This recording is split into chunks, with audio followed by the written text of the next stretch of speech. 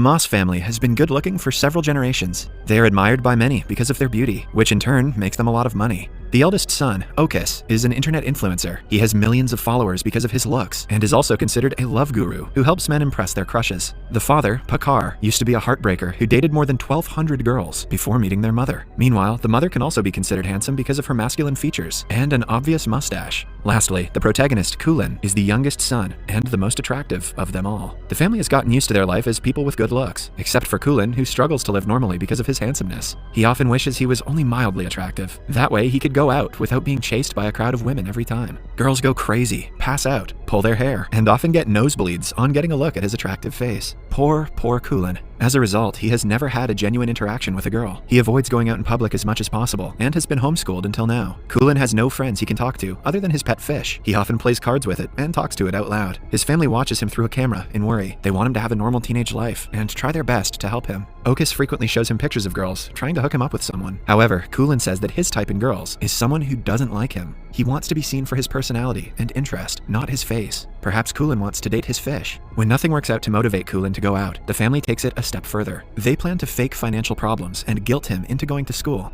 One night, when Coolan wakes up to drink water, his parents pretend to be worried about their finances. They dramatically declare that they will only eat scrambled eggs for breakfast until they earn enough money for Coolan's homeschooling. He feels awful to be causing his parents so much trouble. The next morning, he declares that he will be going to school for the upcoming semester. The family is overjoyed until he mentions that he will only go to an all-boys school. Although they would have preferred him to be able to talk to girls, they are happy to take one step at a time. A few days later is Coolan's first day at an actual school. Okus drops him off on his bike, but Coolan doesn't take his helmet off. He plans to wear it the entire day to hide the fact that he is handsome. However, the plan backfires when the helmet grabs more attention than he intended it to. Coolan quietly sits down in the last seat, but is called out by the class bully, Cidi, and his minions. When the teacher enters the classroom, she too is surprised to see a guy with a helmet. She urges him to take it off right that instant. Although reluctant, Coolan has no way but to oblige. He slowly takes the helmet off in a dramatic way, revealing his face. That plan backfired hard. In the following scene, the teacher is being loaded into an ambulance. It turns out that she started to nosebleed and hyperventilate because of Coolan's beauty. The other kids complain to the principal that the new student is too handsome to handle. Coolan runs through the hallway to go back home, but is tripped by one of the bullies.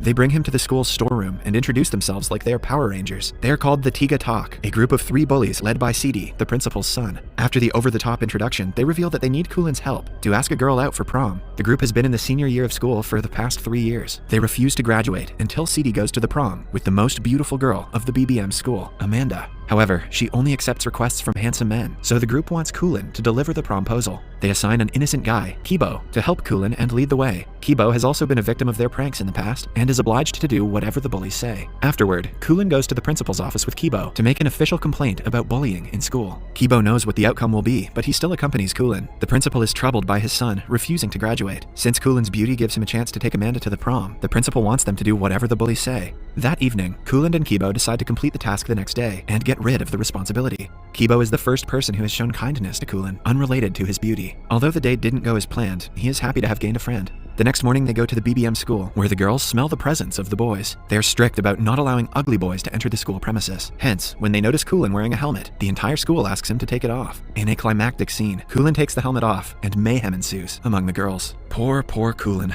Only a few hours later, the news makes it to the television. Clips of girls crying, bleeding through their noses, getting possessed, and jumping around are being shared all around social media. Coolan starts being known as the too handsome to handle guy. The hottest student of the BBM school and model named Amanda also hears the news and is instantly smitten with Coolan. He is the first guy who matches in beauty and status with her. She immediately makes it her mission to impress him. When the news becomes huge, a crowd of girls gathers in front of the mass residence. The family starts charging them money for a house tour. Coolan, who is hiding in the streets, sees his family on the news. He feels betrayed and used by his own people. When they call him, he refuses to come home and feels even sadder when his pet fish is mishandled and killed by the tourists. He is now on the roof of a building hiding from the maniacs, chasing him in the streets. Suddenly, a girl appears behind him and inquires if he is going to jump off the roof. Coolan looks at her in shock because she doesn't bleed from her nose or pass out upon seeing him. The girl refuses to talk and simply walks away. Coolan is so nervous that he can hardly speak. The encounter makes his day a lot better.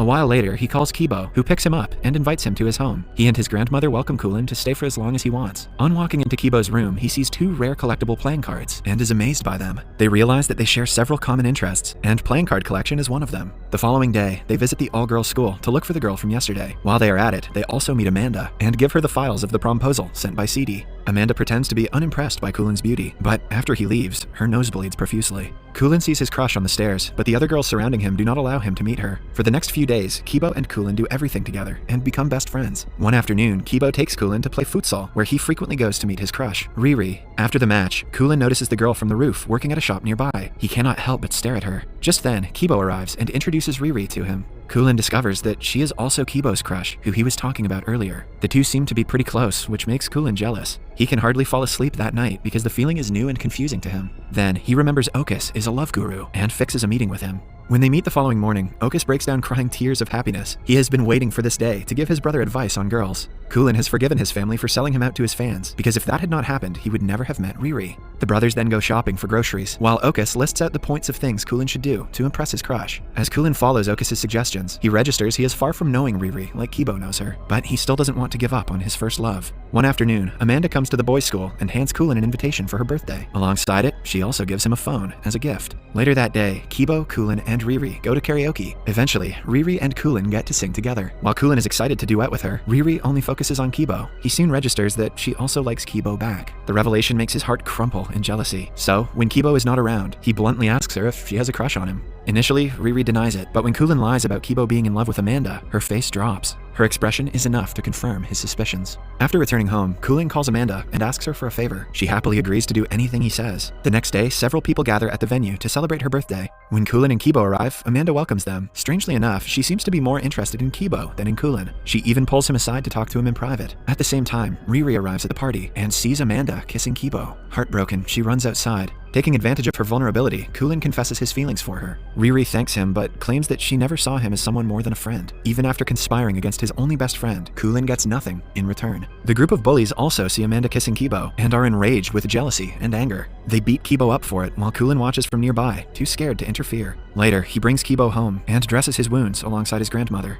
Only after seeing him moan in pain does Coolan realize that he has made a huge mistake. The next day, Kibo gives him a legendary card from his card collection that Coolan had been wanting for a long time. Guilt-ridden, Coolan confesses to everything wrong he has done until now. Kibo is shocked and hurt by the betrayal. He claims that he would have left Riri if he knew Coolan liked her too. The words do nothing but hurt Coolan even more. At last, Kibo orders him to get out of the house immediately. Knowing that he is in the wrong, Coolan simply leaves. He finally returns home after a month. His family is overjoyed, but the same cannot be said for Coolan. He locks himself in his room and doesn't talk to anyone. But most of all, he misses his best friend. The two bump into each other at times, but never share anything more than a glance. At home, Coolan's mother is worried about his well-being. She approaches him one night and gives him his pet fish that never died. She also tells him that he can go back to being homeschooled if that is what he prefers. The family only wants his happiness and is ready to do anything for it. Coolan, touched by her words, realizes that he has people in his life who are rooting for his success. This motivates him to make things right between him and Kibo. The next morning, he runs to Riri and tells her everything. Following that, he goes to Kibo and tries to apologize. Although Kibo dismisses him at first, when asked about Riri, he starts to describe how much he loves her. Coolan shows him that Riri was listening to him on the phone the entire time.